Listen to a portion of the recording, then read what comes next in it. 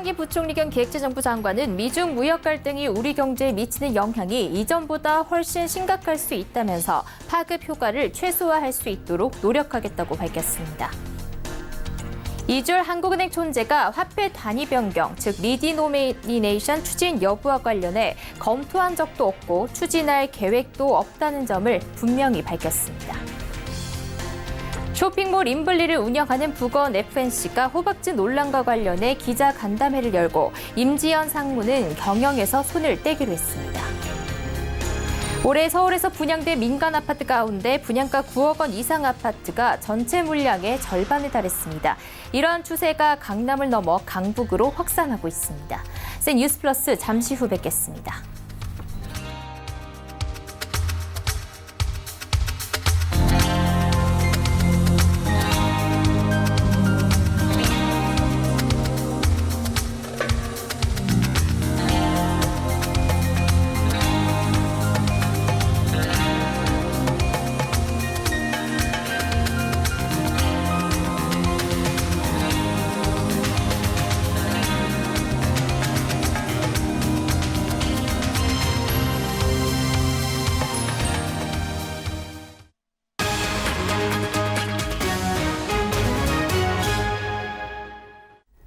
시청자 여러분 안녕하십니까? 뉴스플러스 양한나입니다. 홍남기 부총리 겸 기획재정부 장관이 미중 무역 갈등이 심화함에 따라 우리 경제에 미치는 영향이 이전보다 훨씬 심각할 가능성이 있다고 우려를 표했습니다. 홍 부총리는 오늘 긴급 대외 경제장관 회의를 열고 우리 수출의 1, 2위 상대국이자 전체 수출의 39%를 차지하는 미국과 중국이 서로 수천억 달러 규모의 제품에 대해 관세를 인상하고 각종 보복 조치를 예고하는 등 무역 갈등이 심화하고 있다며 이같이 밝혔습니다. 이어 정부는 모든 가능성에 대비해 어떤 상황에서도 우리 경제에 미치는 영향을 최소화하는 데 총력을 경주해 나가겠다며 금융시장에서 변동성이 확대할 경우 적절한 조치를 통해 시장 안정을 유지해 나가겠다고 말했습니다. 또 미중 무역 갈등으로 수출이 위축되지 않도록 5월부터 해외 수입자 특별보증과 매출 채권 조기 현금화 등 신규 무역금융 5천억 원과 수출 마케팅 지원 확대 등 단기 지원을 개시하겠다고 설명했습니다. 이주열 한국은행 총재가 최근 논란이 되고 있는 화폐 단위 변경, 즉 리디노미네이션 추진 여부와 관련해 검토한 적도 없고 추진 계획도 없다는 점을 분명히 밝혔습니다. 이 총재는 한국은행 본관에서 기자들과 만나 화폐 액면가 변경은 부작용도 적지 않기 때문에 필요성에 대한 국민적 합의가 모아지기도 쉽지 않다고 생각한다며 이같이 말했습니다. 이어 지금 경제 대내외 여건이 매우 엄중한 상황이라며 이럴 때 국민적 합의도 이뤄지지 않은 리디노미네이션을 둘러싸고 논란이 진행된 것은 우리 경제에 전혀 도움이 되지 않는다고 본다고 덧붙였습니다. 쇼핑몰 인블리를 운영하는 북원 FNC가 오늘 기자간담회를 열고 고객에게 진심으로 사과드린다며 고개 숙였습니다. 제품 안전성 문제가 도마 위에 오르면서 연일 화제가 됐던 임지연 상무는 경영에서 손을 떼기로 했습니다. 유민호 기자입니다. 최근 곰팡이 호박즙 등 제품 안정성 논란이 불거진 쇼핑몰 인블리에 임지연 상무가 경영 일선에서 물러납니다. 인블리의 대표 브랜드 격이자 유명 인플루언서인 임 상무는 박준성 북원 FNC 대표의 부인입니다. 북원 FNC는 서울 금천구 본사에서 기자간담회를 열고 이번 논란에 대해 공식 입장을 내놨습니다. 당사 관련 여러 이슈들로 인해 혼란과 불편, 걱정을 끼쳐드리고 상처를 드린 데에 대해 진심으로 사과드립니다. 우선 북원 FNC는 식품 사업을 중단하고 패션과 화장품 사업에 역량을 집중키로 했습니다. 또 전문 경영인 체제를 도입하고 각 분야의 전문 인력을 영입할 계획입니다. 논란의 중심인 임 상무는 오는 7월 1일자로 상무직을 내려놓습니다. 대신 브랜드 인플루언서로서 소비자 간담회를 여는 등 고객과 소통에 주력한다는 방침입니다. 호박즙과 화장품 등 제품 안정성을 두고선 검증 결과 문제가 없었다고 밝혔습니다. 인터텍의 제품 안정성 검사 결과 화장품 51개 품목 모두에서 중금속 등의 유해 물질과 미생물이 검출되지 않았다는 시험 검사 성적서를 5월 8일 당사에 통보하였습니다. 호박즙에 대해서도 복수의 검증기관이 시행한 검사에서 곰팡이 원인균과 유해 물질이 검출되지 않았다고 설명했습니다. 부건 FNC는 계속 제기되는 피해 사례와 관련해선 사실관계 파악과 검증을 위해 제3의 중재기구 구성을 제안했습니다. 서울경제TV 유민호입니다.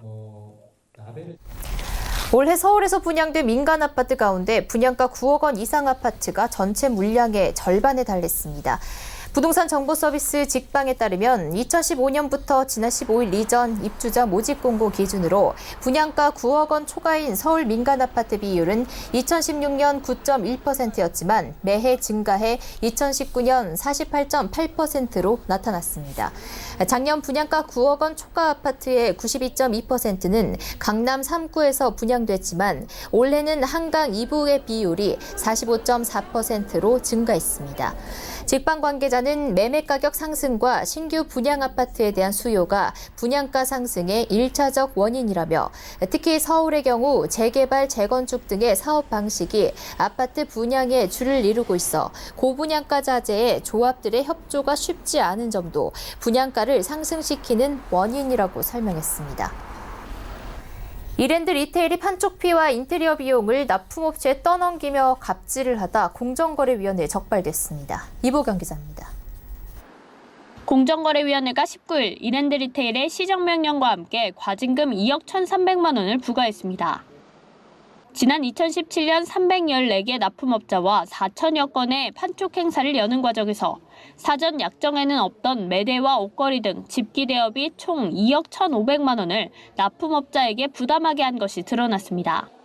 또 같은 해 뉴코아 아울렛 평촌점 납품점포 154개를 재배치하면서 충분한 사전 협의 없이 6개 업체의 매장 면적을 20에서 60% 줄이고 인테리어 비용을 부담시킨 것으로 드러났습니다. 이에 대해 이랜드 리테일은 이 사건이 발생한 이후 갑질 관행을 개선하기 위해 노력을 기울이고 있다고 설명했습니다. 해당 건에 대해서는 제도 보완과 시스템 구축으로 시정 조치 완료했고요. 해당 전담 팀을 만들어서 상생의 모델을 보여주기 위해서 여러 가지로 조치를 취하고 있습니다. 실제로 이랜드 리테일은 지난해 동반 성장팀을 따로 꾸렸습니다. 또 이랜드 리테일은 동반성장위원회의 임금격차 해소운동 협약 체결 1호 기업으로 대기업과 중소기업 간 임금격차를 해소하기 위해 총 500억 원 규모의 동반성장 활동 지원을 약속했습니다. 이랜드 리테일은 향후 제값쳐주기와 제때주기, 상생결제 등 이른바 대금 제대로 주기 3원칙을 준수하겠다고 밝혔습니다. 서울경제TV 이보경입니다. LG전자가 2030년까지 탄소 중립을 실천하겠다는 탄소 중립 2030을 선언했습니다. 탄소 중립은 탄소를 배출한 만큼 나무를 심거나 재생에너지에 투자하는 등 외부에서 탄소 감축 활동을 해 실질 탄소 배출량을 제로로 만드는 것을 말합니다. LG전자는 2017년 기준 국내외 생산사업장 및 사무실에서 193만 톤의 탄소를 배출했는데 오는 2030년까지 50% 수준인 96만 톤으로 줄일 계획입니다. 또 외부에서 탄소 감축 활동을 통해 얻은 탄소 배출권으로 나머지 탄소 배출량을 상쇄할 방침입니다. LG전자는 지난 2015년부터 UN 기후변화 협약 청정개발체제 집행위원회로부터 탄소 배출권을 확보하고 있습니다. LG전자가 확보한 탄소 배출권은 지난해까지 총 34만 톤입니다. 공매도 주식을 대량 보유한 투자자의 97%가 외국인 투자자인 것으로 나타났습니다. 한국거래소에 따르면 지난해 유가 증권시장과 코스닥 시장의 공매도 잔고 대량 보유자 공시 12만 1,035건 중 외국인 투자자 공시가 11만 6,973건으로 전체 96.6%를 차지했습니다. 이 공시를 가장 많이 한 곳은 영국계 금융회사인 모건 스탠리 인터내셔널 PLC로 전체 44.5%인 53,855건에 달했습니다. 이어 메릴린치 인터내셔널과 크레디트 스위스 시큐리티즈 유럽 LTD 등 순이었습니다. 국내 투자자 중에서는 메리츠 종금증권이 가장 많았으나 비중은 0.8%에 그쳤습니다. 중소기업중앙회와 신용보증기금, 기술보증기금, IBK 기업은행이 중소기업의 공동구매 보증을 확대해 자금 애로 해소에 팔을 걷어붙였습니다. 공동구매를 통해 기업 활동의 기초인 원부자재 구매 경쟁력을 높인다는 방침인데요. 중소기업의 든든한 버팀목이 될 것으로 기대됩니다. 김혜영 기자입니다. 중소기업들의 원부자재 공동구매를 위해 900억 원 규모의 신용보증이 제공됩니다. 이를 위해 중소기업중앙회, 신보, 기보, IBK 기업은행은 중소기업 공동구매 전용 보증제도 업무 협약을 체결했습니다. 이는 중소기업들의 대표적인 애로사항인 구매력 부족과 대금 지급 안전성을 해결하기 위해 지난해 도입된 제도입니다. 문재인 정부 들어와서 국정과제가 제조업 강국을 만들겠다 했는데 사실 제조업한테 정책적 지원이라는 부분들에 대해서 공동구매 지원은 굉장히 중요하다고 생각합니다. 이번에 규모를 확대하고 또 기보까지 같이 더 참여한 부분들은 큰 의미가 있고 실질적인 도움이 되리라고 생각이 됩니다.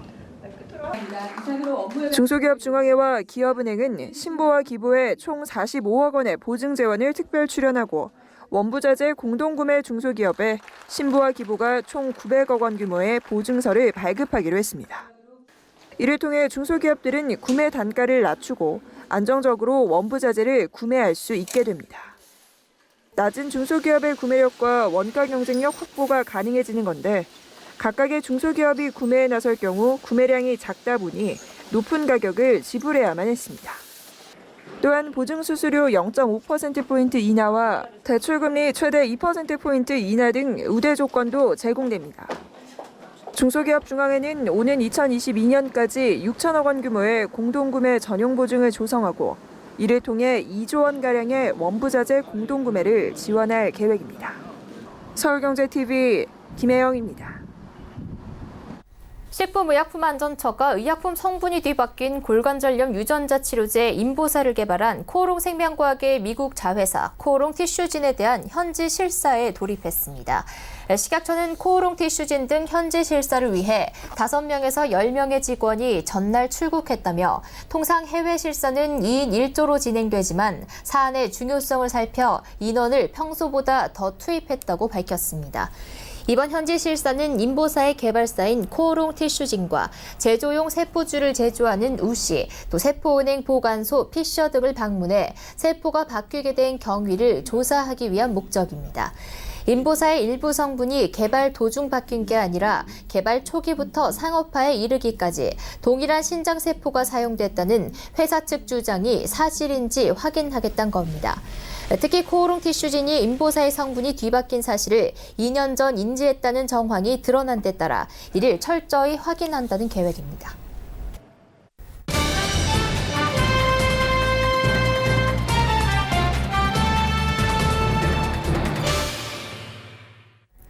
지난 17일 금요일이었죠. 정부가 개성공단 입주기업인들의 방북을 승인했습니다.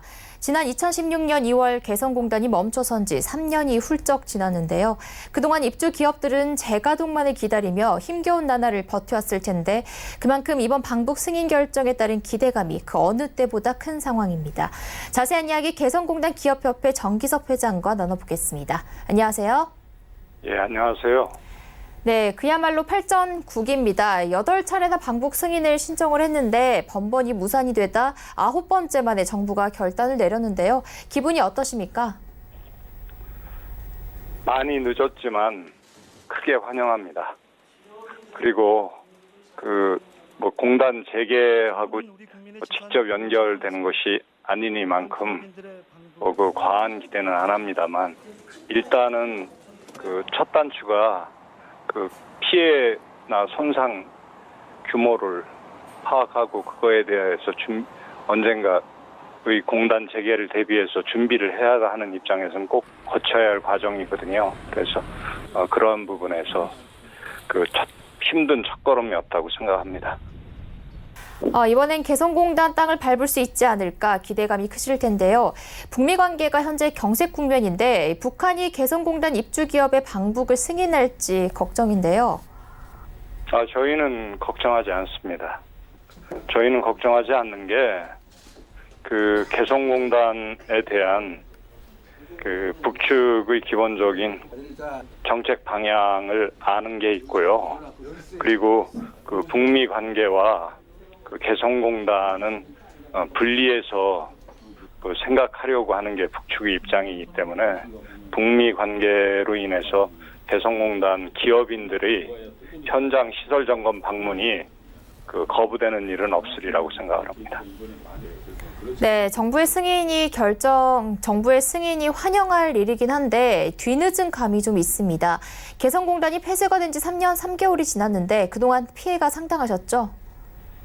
예, 그 당시에 공단 폐쇄로 인해서 입은 손실 외에도 그 위법하게 개성공단을 즉흥적으로 갑자기 닫은 정권이 무너지고 그 다시 문재인 정부가 들어섬에 따라서 기업들은 개성공단이 곧 열릴 거라는 그런 기대 섞인 전망을 했었기 때문에 전부 다 그 업을 이어오려고 그 노력들을 했죠.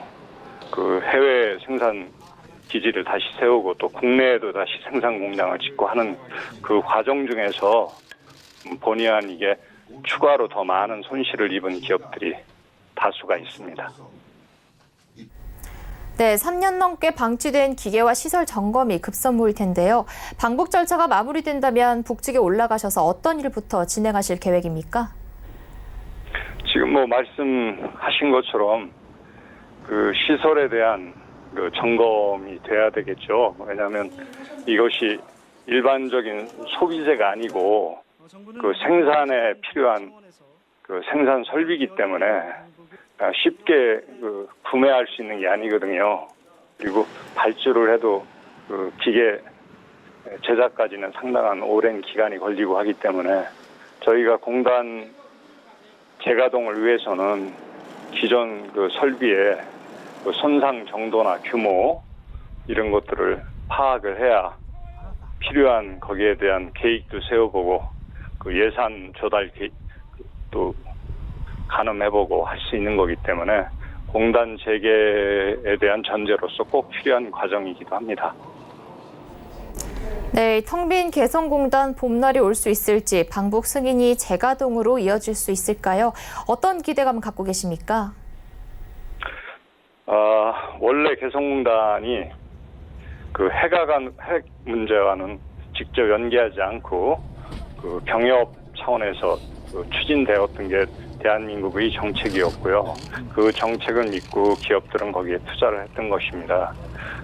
그 유엔 제재나 미국 제재로 개성공단이 닫힌 게 아니고요. 그 지난 정부의 그 지도자의 잘못된 판단과 일종의 그 즉흥적인 지시에 의해서 그 개성공단이 그 폐쇄된 거죠. 그런데 지금 상황이 꼬여서 미국 측의 양해나 동의가 그 필수적인 그런 상황으로 바뀌었다는 게 입주 기업들로서는 굉장히 고민스러운 점이고요. 그 남북 경협을 위해서나 남북 간의 평화와 상생을 위해서는 제일 먼저 풀어야 할 첫 단추가 그 개성공단과 금강산 관광입니다. 그건 기존에도 계속 해왔던 거고 그 우리 정부 측의 결정으로 문을 닫게 된 것이기 때문에 그것을 풀지 않고는 그러한 출발이 제대로 이루어지지 않을 것 같고요. 그 북과의 그 평화와 협력을 통해서 우리 남쪽이 얻을 수 있는 경제적인 이점 또한 매우 크기 때문에 그러한 방향으로 진전이 돼야지 우리나라 경제 자체에도 그 많은 보탬이 될 거라고 생각을 합니다. 네, 정기석 개성공단 비대위원장이셨습니다. 감사합니다. 네.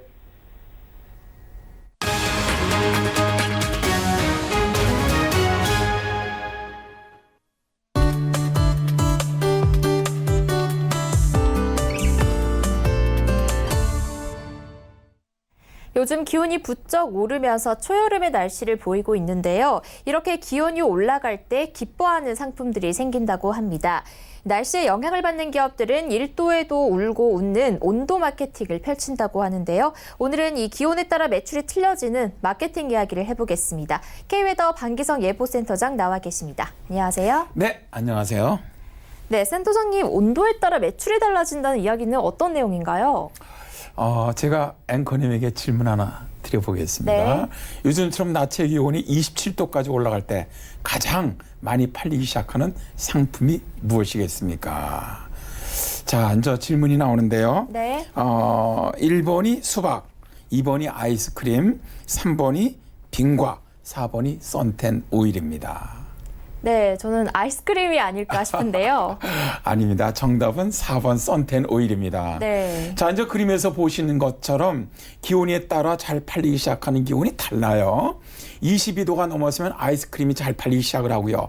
26도가 넘었으면 수박, 그리고 27도가 넘으면 선텐 오일이 잘 팔립니다. 네. 이렇게 기온의 차이에 따라서 잘 팔리기 시작하는 물건이 다르다니 정말 신기한데요. 그럼 실질적인 어떤 매출 변화는 어떻습니까? 요즘처럼 이제 더위가 기승을 부리면 자연스레 머리에 떠오르는 것이 탄산음료죠. 자, 일반적으로 탄산음료는 기온이 높을수록 많이 팔릴 것 같은데 이거는 딱 반만 맞는 말입니다. 탄산음료는 기온이 올라갈수록 매출이 증가를 하지만 일최고 기온 25도를 기점으로 같은 탄산음료 내에서도 명암이 갈립니다. 콜라가 25도에서 1도가 올라갈 때마다 약 15%씩 매출이 증가하는 반면에 사이다는 더 적은 10%의 비율로 증가하거든요. 콜라와 사이다 판매에서 활용될 수 있는 온도 마케팅의 핵심 요소는 임계온도입니다.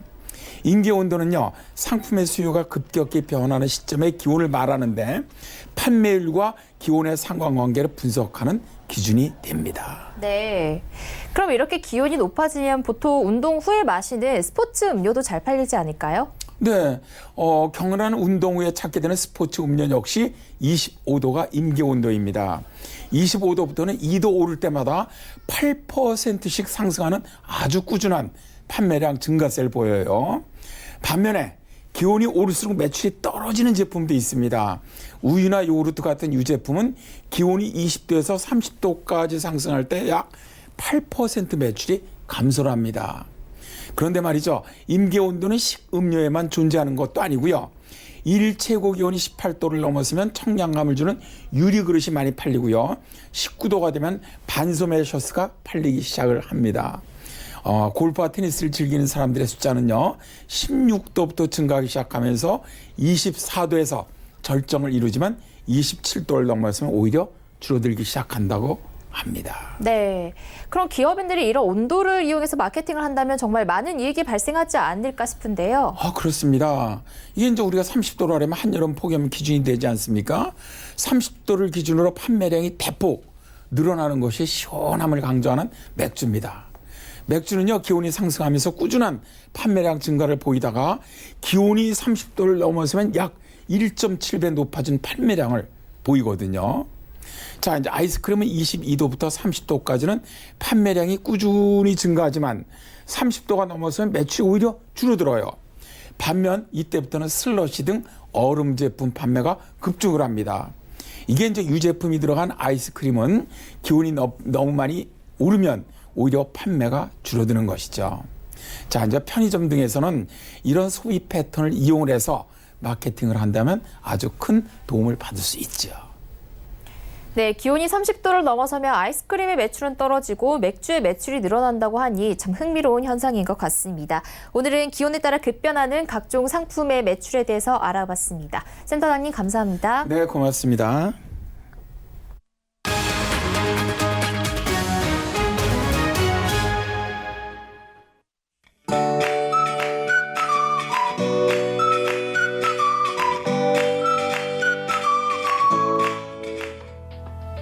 안녕하세요. K웨더 라이프스타일 예보 김단비입니다.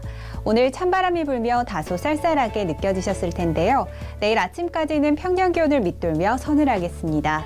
내일 서울의 아침 기온 12도가 되겠고요. 낮 기온은 23도로 평년 기온과 비슷하겠습니다. 이번 한 주는 기온 변화의 폭이 큽니다. 주 후반으로 갈수록 기온이 점점 올라 목요일에는 서울의 낮 기온 28도, 대구는 32도까지 오르며 덥겠습니다. 기온 변화가 큰 한 주인 만큼 건강관리에 각별히 신경 쓰시기 바랍니다. 한편 현재 강원 산지에 내려진 강풍특보는 내일까지도 계속되겠고요. 그 밖에 내륙으로도 바람이 다소 강하게 불겠습니다. 시설물 관리와 안전사고에 주의하시기 바랍니다. 이 시각 위성 영상 보시면 전국이 대체로 맑은 하늘 보이고 있습니다. 내일은 중국 중부지방에서 남동 지나는 고기압의 영향을 받아 전국이 대체로 맑겠습니다. 다음은 자세한 지역별 날씨입니다. 중부지방 춘천과 대전의 아침 기온 10도로 다소 쌀쌀하겠고요. 낮 기온은 인천 20도, 청주 24도가 예상됩니다. 동해안 강릉의 아침 기온 14도로 평년과 비슷하겠고요. 낮 기온은 26도로 평년보다 2도가량 높겠습니다. 남부지방 대구는 10도에서 시작해 한낮에는 26도까지 오르겠고요. 전주의 낮 기온은 24도가 예상됩니다. 현재 동해 중부 먼바다에는 풍랑특보가 내려진 가운데 동해는 물결이 최고 3m까지 높게 일겠습니다. 항해나 조업하는 선박들은 각별히 주의하시기 바랍니다. 이번 한 주는 특별한 비 예보 없이 맑은 날들이 이어지겠고요. 주 후반부터 다시 때이른 더위가 찾아올 전망입니다. 날씨였습니다. 센 뉴스 플러스 여기까지입니다. 시청해주신 여러분 고맙습니다.